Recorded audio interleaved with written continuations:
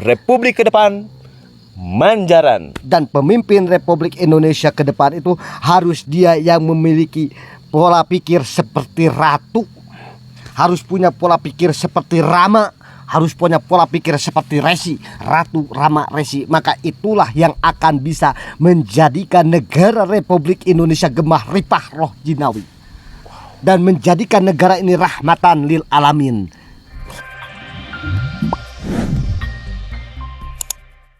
Nah terus Putri ini langsung saya bertanya terkait adanya isu yang saya ketemu beberapa orang tua dan menyatakan bahwa apa benar Kang, ke depan itu adalah bentuk penyatuan semesta?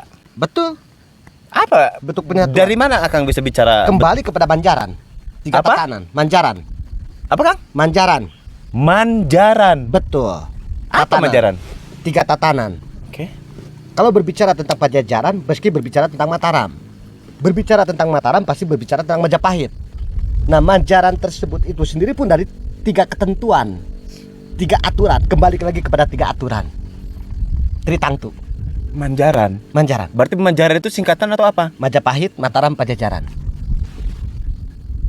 Kang ini nggak apa-apa direkam ini nggak Tidak apa-apa. apa-apa. Karena kan banyak isu bahwa 2029 adalah penyatuan Pajajaran dan Mataram untuk pemilu ya. Maaf ini saya ke politik Ya, sebetulnya nggak boleh, enak juga. Sejarah dibawa ke politik, tapi bagaimanapun kita punya leluhur yang Betul. maha dahsyat. Betul. Karena sejarah ini, leluhur kita ini, peradaban di masa silam ini adalah sebuah pintu gerbang untuk menuju membuka destinasi peradaban masa yang akan datang. Bukankah kerajaan-kerajaan itu sekarang sudah jadi republik? Kerajaan sudah jadi republik, tapi kerajaan-kerajaan masih tersimpan di dalam sanubari, dalam pola pikir. Oh. Berarti soal Manjaran itu yang dikatakan beberapa orang tua yang sudah saya temuin bahwa 2009 adalah penyatuan Mataram, Majapahit, Pajajaran, Trisula, Tritangtu Buana, Tridharma, Triloka. Kembali kepada 3 aturan. Dan kembali kepada kesadaran. Sadar dalam mengelola kehidupan, sadar dalam mengelola langkah, sadar dalam mengelola pikiran. Jadi kembali kepada kesadaran itu. Karena apa? Karena sejatinya ketika kita berbicara tentang Mataram, berbicara tentang Mataram itu berbicara tentang bagaimana caranya, tentang pemahaman budi pekerti. Budi pekerti. Tentang bagaimana mengolah rasa, mengolah batin untuk apa? Untuk senantiasa selalu bersyukur dan beribadah kepada Sang Hyang Widi, Sang Hyang Tunggal, Sang Hyang Agung, Sang Hyang Kersa, Allah Subhanahu wa taala. Allah Subhanahu wa taala. Betul. Madep mantap minembah maring ilahi rasa insun handalu asim mohi nguduh budi pekerti. Apa itu? Ya ketika kita beribadah kepada Allah Subhanahu wa taala, maka gunakanlah dengan rasa. Jalankan dengan rasa kita. Dan dari rasa inilah munduh wohing budi pekerti. Dari rasa inilah kita bisa belajar mencari makna tentang budi pekerti, bukan tentang keilmu. Ilmu akan mengikuti ketika budi pekerti itu sudah ada. Tapi yang berilmu belum tentu mereka memiliki budi pekerti. Tapi yang memiliki budi pekerti sudah tentu dia berilmu. Oke. Budi pekerti itu tentang adab. Oke. Terlepas dari semua itu, Ya. isu yang mulai berkembang, pemimpin republik ke depan adalah sebuah penyatuan. Jadi kalau saya tanya siapa di mana, tanda-tandanya memang sudah saya lihat ada beberapa tokoh yang muncul ya, maaf ini. Tapi kadang saya berpikir apa iya? Atau mungkin masih ada yang belum muncul ke depan. Saya nggak tahu. Yang jelas saya hari ini ketemu Kang Fajri dan tadi ada Manjaran, Majapahit, Mataram, Pajajaran. Satu kesatuan.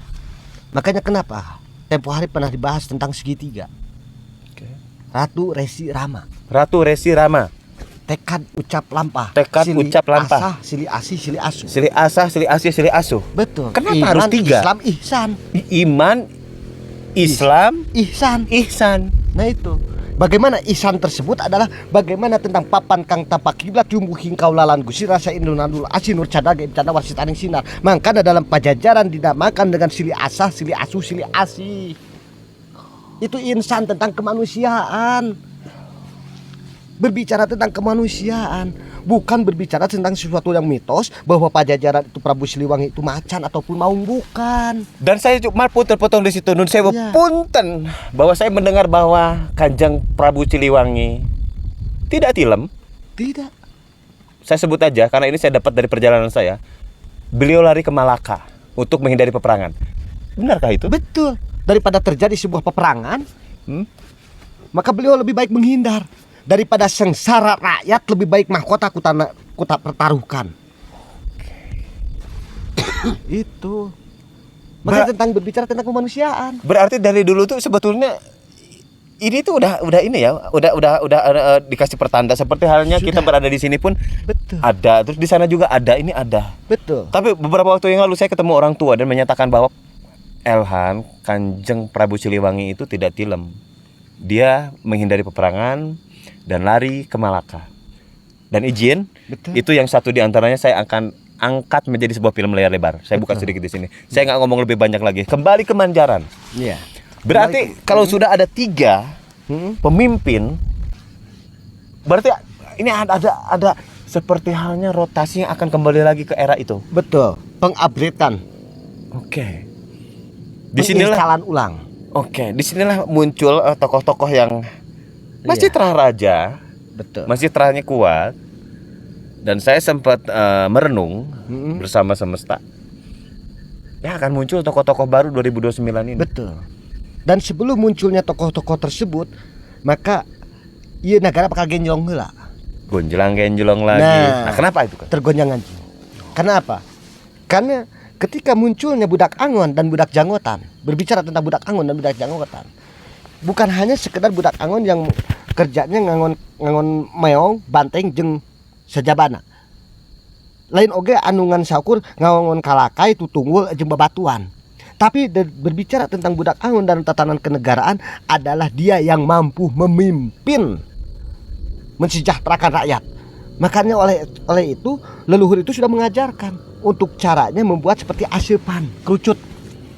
Kerucut segitiga juga asupan. Segitiga. Dan harus kekar ikatan di wengku. Terus harus tajam ke atas. Dan dari tajamnya ini ada carang.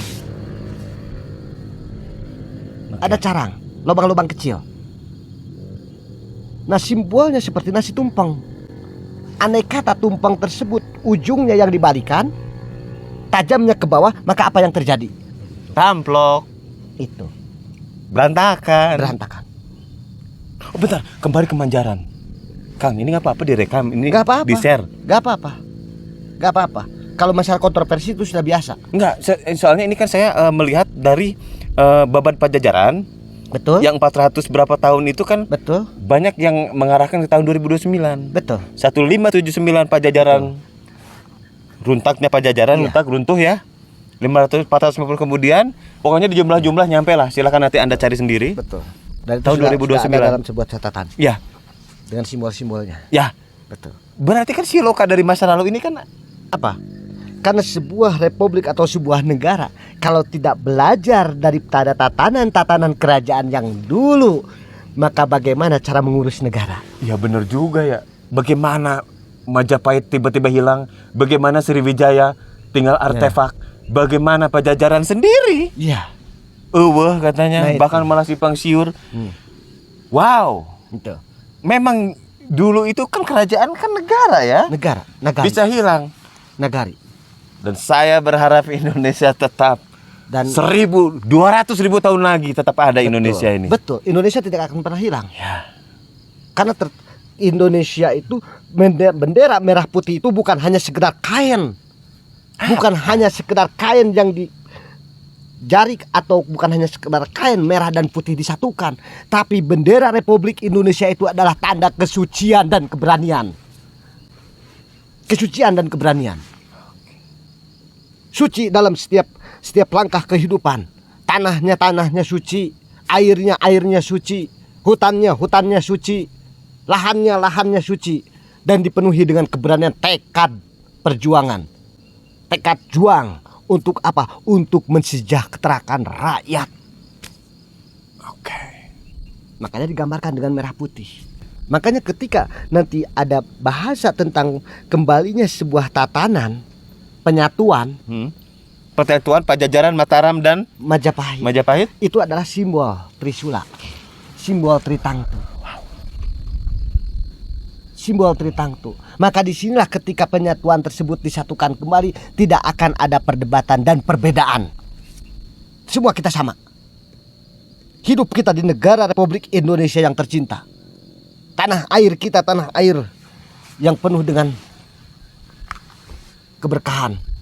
Tapi apakah itu tahun 2029? Dan sebelum itu terjadi,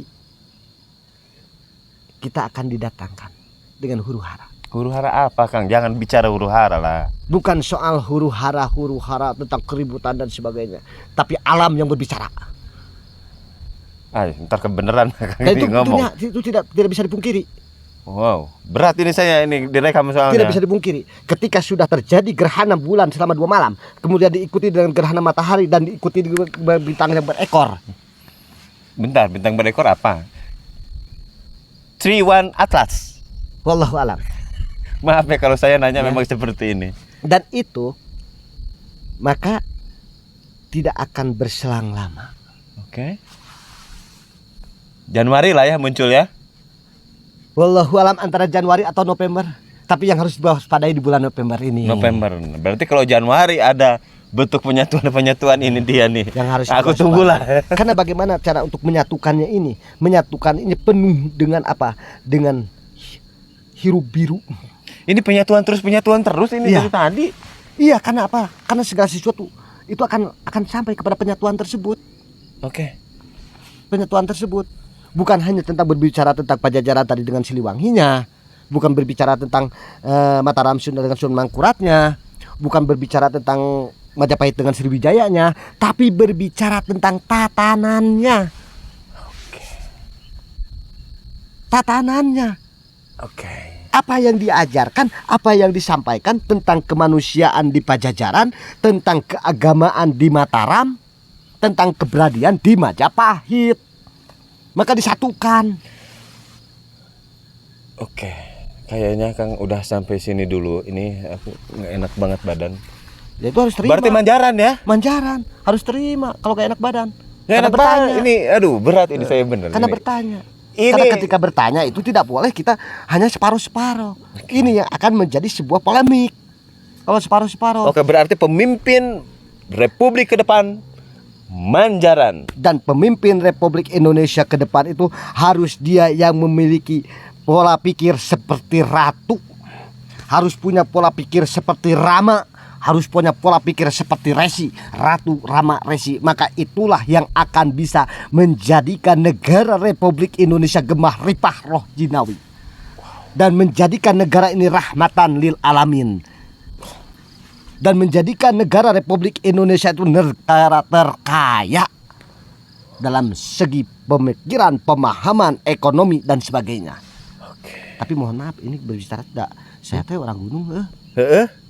Udah deh wawancaranya deh, nanti lagi ya. Bisi pajarkan saya intelektual. Lah, bukan. Enggak, ada frekuensi Kang yang mendadak jadi kita cerdas di soal manjaran ini. Jadi itulah intinya. Bagi siapapun pemimpin yang akan datang, belajarlah dari sebuah sejarah masa silam.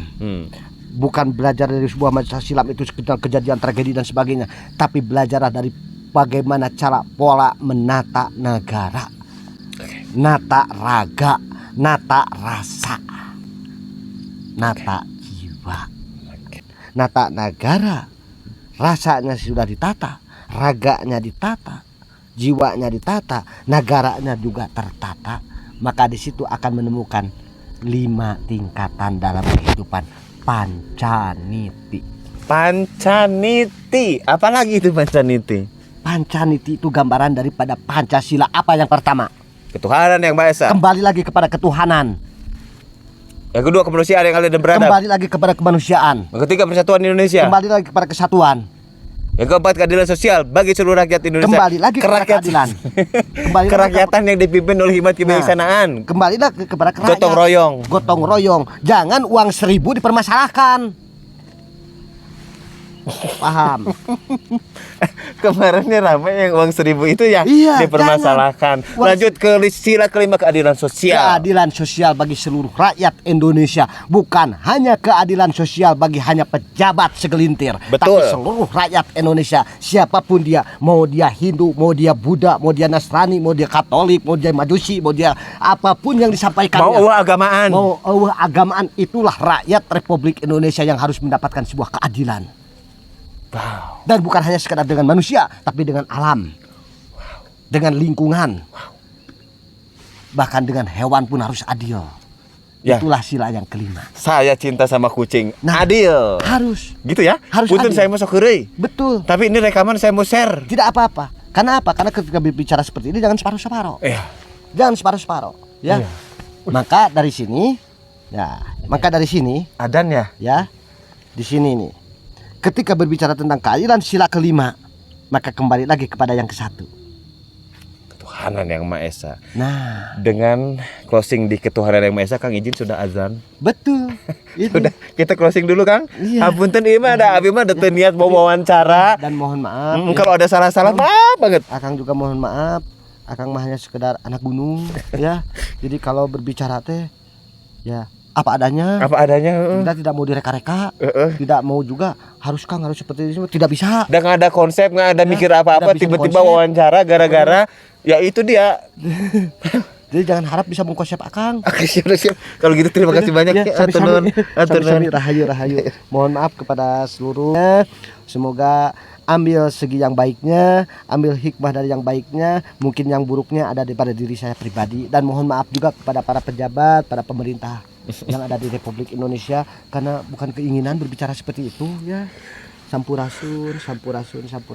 Salam santun rahayu, salam budaya Nusantara, salam sejahtera rahayu. Assalamualaikum warahmatullahi wabarakatuh. Closing statement dari saya sedikit. Kalau saya wawancara Kang Fajri dengan memposisikan saya pikiran kosong, saya bukan siapa-siapa, saya subung, saya bertanya apa adanya. Kang Fajri menjawab, dan sepintas kadang-kadang bukan Kang Fajri yang menjawabnya. Saya Lahan Jakarya. Nanti akan kita bahas ke depan episode selanjutnya, kapan-kapan akan muncul Panca Niti. Terima kasih.